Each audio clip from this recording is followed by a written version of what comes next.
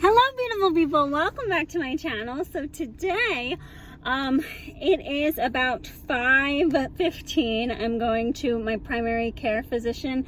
Excuse this, I need to deal with it tonight. Anyway, so I have my primary care appointment. I haven't physically been to my primary care doctor for my annual appointment since like January 2020. The insurance company is through the roof because I'm overdue. They love that. Anyway, I've met with my doctor several times virtually, but this is my first in-person physical, and we're gonna drive to the city because that's where it is. I'm very fortunate that I do not have to pay a copay for the doctor, but I do have to pay to park because it's the city and it's pretty darn dangerous there. It's in a very bad neighborhood, and I'll talk about that in a little bit. So I'm gonna change because I have my scrubs on, and I don't really like when physicians know that I work in healthcare, just because like you have to go into every doctor appointment with questions. However, like, don't try to be the doctor. I don't know. I get like really annoyed when like medical students, especially pre-meds, like those toxic pre-meds, we know who I'm talking about. They're like, oh, you checked my blood pressure, blah, blah, blah. Oh, I already weighed myself before the appointment, blah, blah, blah, blah. Like, this is what's going on, and this is what I think it is, and I'm pre-med. Like, shut up. I got cut off in the middle of my rant. Anyway, shut up and let the doctor do their job, and stop pretending that you're a doctor, because you're not. I don't really care. I don't really care if you're a pre-med. I don't really care that you go to Harvard. Me too. Okay, and I don't do that. I let the doctor do their job, and I ask questions when necessary, and I ask for things when necessary, but I don't put words into their mouth. So anyway, I will touch base with you in a little bit. Okay, I just arrived. I'm really early to the appointment, which is crazy. I'm never early to anything. I know that's terrible, right? Anyway, so I had a couple of snacks like in the car. I had like a spoonful of peanut butter. I brought dinner with me because, you know, I'm not gonna buy, right? And I got my parking ticket. I'm gonna go to the bathroom and get that validated, so that they don't charge me the $20 it costs to park here. But anyway, when I get there, they're probably gonna be like, oh, you should go to Dunkin', because Dunkin' is like really close to the building. But here's the thing. I think I talked about this like when I got my blood drawn, because like I went to the same location.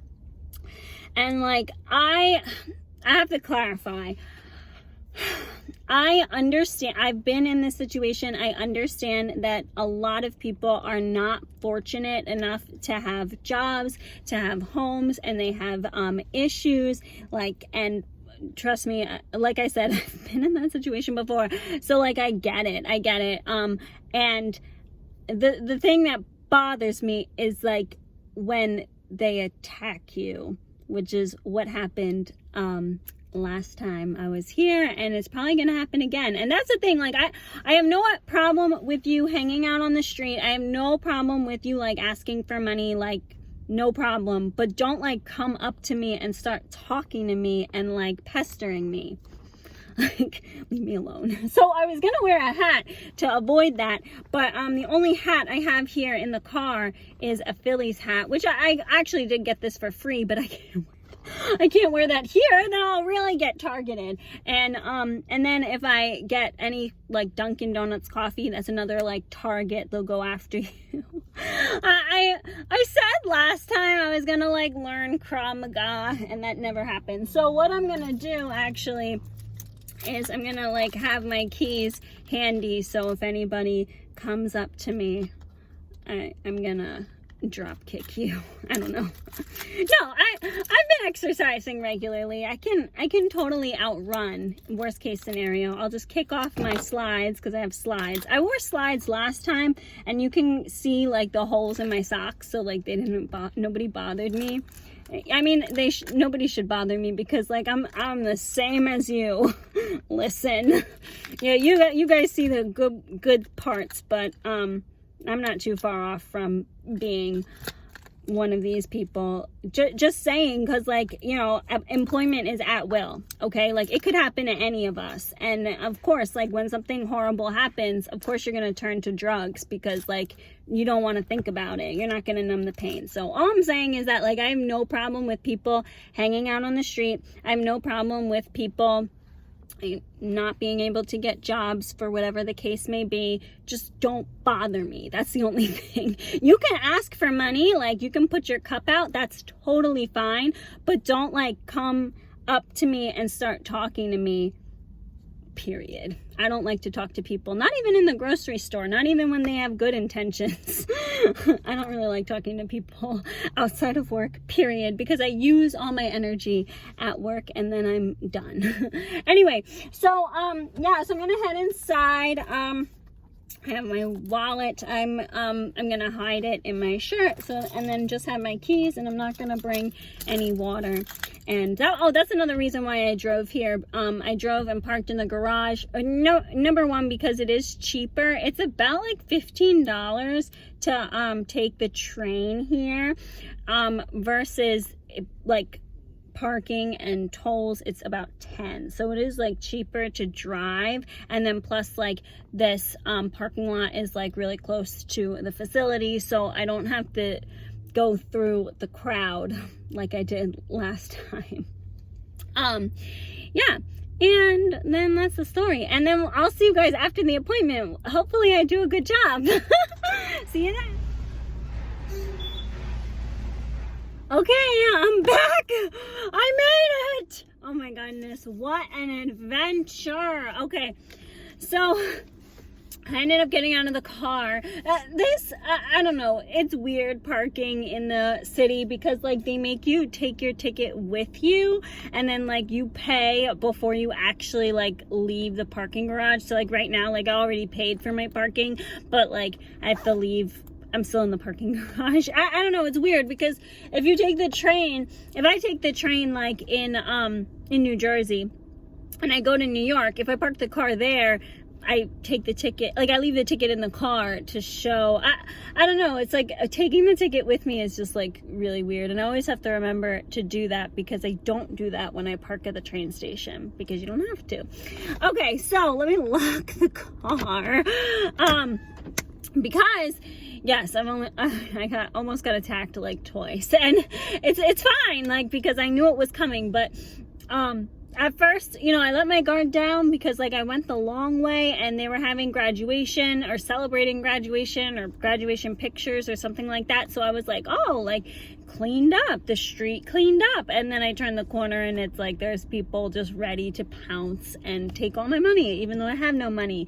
And yeah, and they, anyway, so I ran to the doctor's office, because I was scared to death, and I went into a couple of buildings that, like, I didn't belong in, but I just needed to, like, wait it out, kind of like when you wait out a rainstorm, and then finally I got to the doctor's office, and I'll read what my report says. This is another thing I have to share.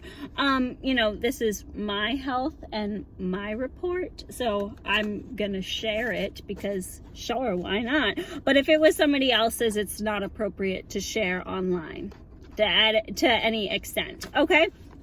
Even if it's somebody you're blood related to, somebody you have consent over, it's still not appropriate. So, but I'll read you mine because I don't really care. So my resting pulse was 94, which is pretty bad, but I did run to the doctor's office. My temperature was 98.7 degrees. They did take it orally. Usually when they take it up, you know, what everybody's been doing with the thermometer for your forehead, that's not necessarily accurate. It's usually on the lower side. So this was very accurate, I would say. 98% oxygen saturation, which I'm kind of mad about. It should have been 100, but maybe that was because I ran. They didn't take my height, but it did come up, I guess from the last visit, almost 410, okay, 49.87. So almost 410. Now when it comes to weight, Not that it really matters, but I do have to share 92 pounds. That's what I was. And you know what, like, that's fine, because like it's nighttime. Everybody weighs more at night. I didn't go to the bathroom and my period's coming up, so that's what it was. But I am interested to know like what you guys thought it was, because universally the camera adds 10 pounds. Like, regardless of whether it's like a news camera, you're filming a movie or a TV show, taking Instagram pictures, even filming on your phone, like universally cameras and lenses add 10 pounds. That's just like a thing. So I am curious to know if you think I weigh 100 pounds, 105, 102, because that would prove my point that the camera added 10 pounds. So, but yeah, like, that's fine. The reason why I brought up my weight and height in particular is because the one thing that's alarming for me, not that they said anything, but it's my BMI. My BMI is 19, and which is average, but 18 is 18. Anything lower than 18 is usually like low, bad.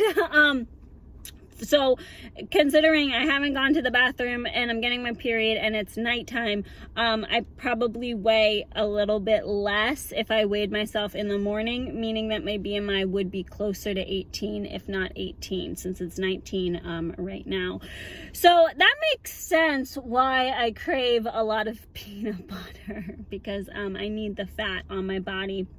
But 19 in general is average, so that's why they didn't comment on it. But I know my body, so that's another thing too. You need to know the doctor. You need to know all the things before you go to the doctor, just in case you have questions and stuff. Last but certainly not least is what I'm most proud about: my blood pressure. I was supposed to delete videos and photos from my phone before recording my internal medicine PCP appointment, and I didn't do that, and then I got in trouble, so we got cut off. Anyway, let's pick up where we left off, and then I'll touch base on what happened in the meantime. I was talking about my blood pressure and how excited I am. So when I took biology, they told us that it was 110/70 was like the healthy amount. And then sometimes when you ask people that are like older, they say that it's 120/80.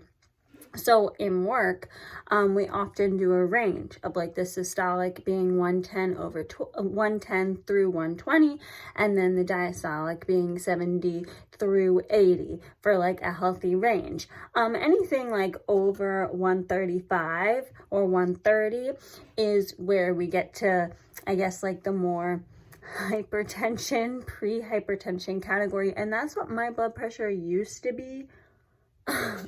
It was 135/84, and that's like not really good for somebody who's under the age of 25, not on medication. Like if you're if you're like 20 years old and you take a stimulant like Adderall, well then yeah, your blood pressure is probably going to be in that range or at that value when you're on the stimulant, and then when you're off the stimulant, it will be lower. But I wasn't taking anything. Okay. I don't even think I was drinking coffee at that point, because I didn't start drinking coffee until my internship. So like, that's not good. So that's actually my goal when I exercise. It's cardiovascular health, aka my blood pressure. So I'm really proud of myself. My blood pressure was 126/84, and that's like so great. I'm so proud. I mean, like the diastolic's still like around the same, but the systolic's the higher number, right? Systolic and then diastolic, and it's just like because of maybe we'll talk about it another day, because I don't want to like go off and bore you, but basically it's just like it squeezes, or you squeeze and then you wait until like you start to hear like a beat, and then you loosen, and then you wait until the beat like stops. So so those are like the values, and yeah, that's like systolic and diastolic. So yeah, but I'm really proud of myself that it's now 126 because it used to be 135. So anyway, I got to get back into running because runners have great blood pressures. I was not active. I hate exercise, but I need to run because runners have beautiful blood pressure. So anyway, those are my my values for my visit today. Yeah, 126 over 84, 19 BMI, 4'9", almost 4'10", 92. Well, now I'm probably at 102 because I came home and like ate everything. And that's what we wanted to talk about, what happened after. Well, I got home around like, so my appointment was at 6:40, right? So I had work until 5.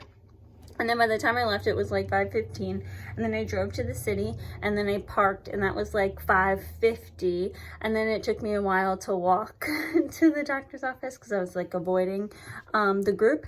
And then I got to the doctor's office around like, I checked in at 6:30. So that was a pretty darn long walk because I had to go like around through, there's like a medical campus over by the facility. And then I saw the doc.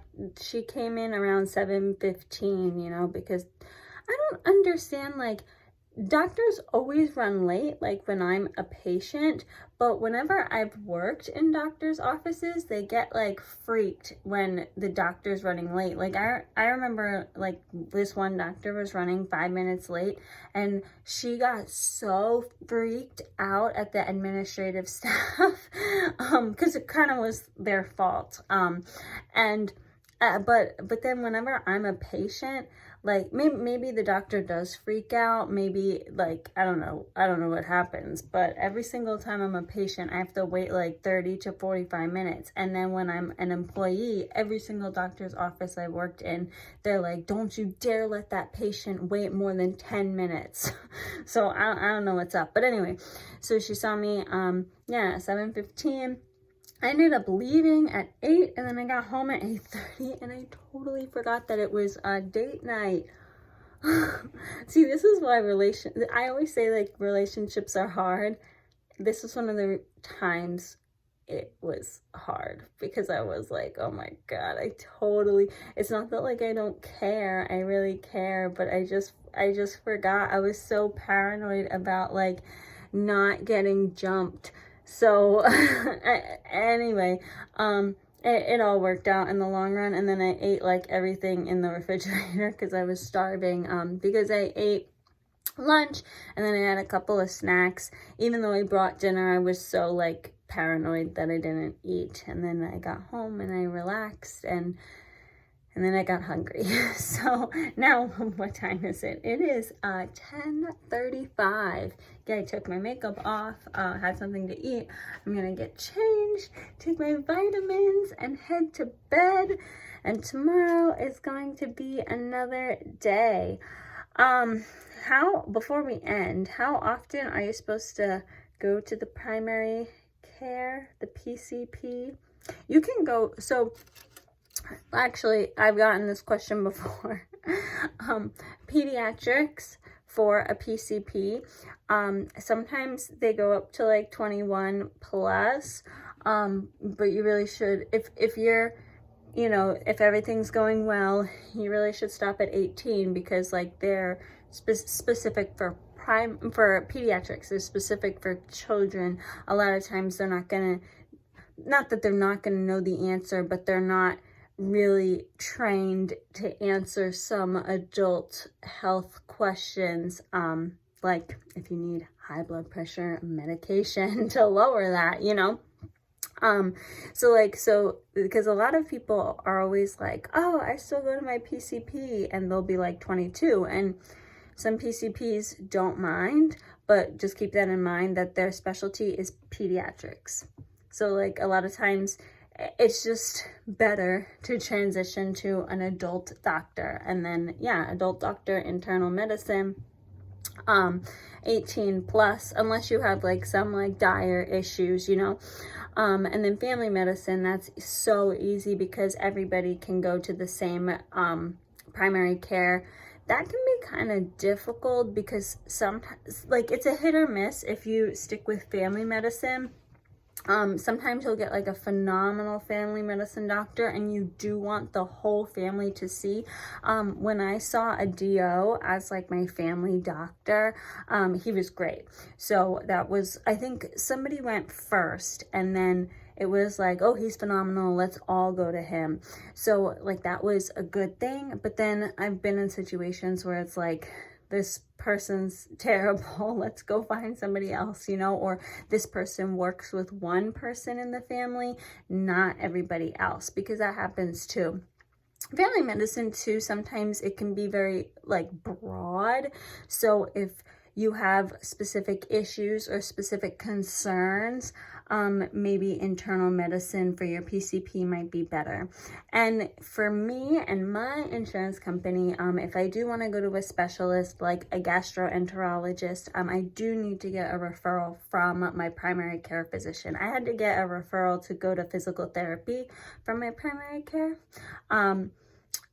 Not optometry, not dermatology. Those are like the only two, just because they're billed differently. Like going to the eye doctor is billed differently. And then same with going to a dermatologist, it's billed, I don't know why, I'm not questioning it, but it's billed differently. Same with behavioral health, it's billed differently. And then pharmacy, yeah, it's billed. I'm not arguing with it. If you want to bill differently, that's fine, because like then it doesn't come out of like the whole 2,000 lot. It comes out of like a different fund. Anyway, I could talk about this stuff all day because I held it inside. I almost disclosed that like I knew what I was doing, because I always say, I'm like, oh, I'm a student, blah blah blah, because like I am a student, and then I just like let them do their thing, and then, you know, oh, like my ears kind of hurts, like I don't know, can you look at it, what do you see? Like, you know. And anyway, I was like, how many people do you think were prescribed different types of antidepressants and anti-anxiety medications? And then the doctor looked at me and I was like, oh, you know, because like there was no purpose to, you know, like people were getting more depressed because there was no like actual social activity to do. There was no point in getting out of bed because nothing was open for you to go to, and a lot of people didn't have jobs, and I like started to go off, and she's looking at me like, what? And I was like, never mind, let's continue with the visit. I disclosed too much. No, I'm just kidding.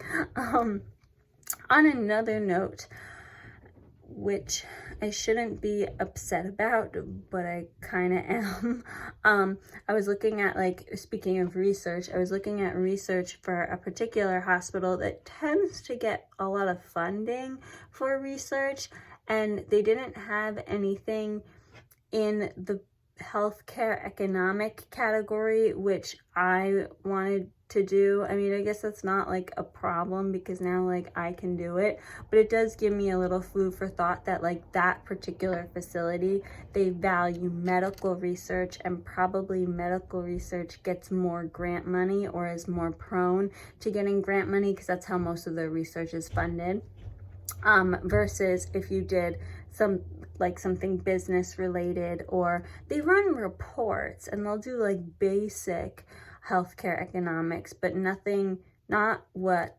I have in mind. And we're going to keep that a secret because, you know, it's not patented or anything. Anyway, thanks for talking to me.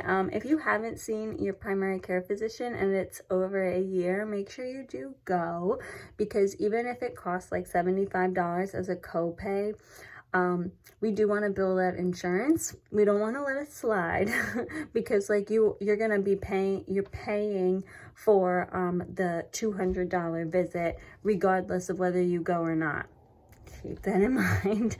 And hopefully next time I'll be better at getting my annual closer to a year out instead of like over a year, but we'll see what happens. Anyway, take care of yourself, stay safe and healthy, and I'll talk to you guys later. Bye.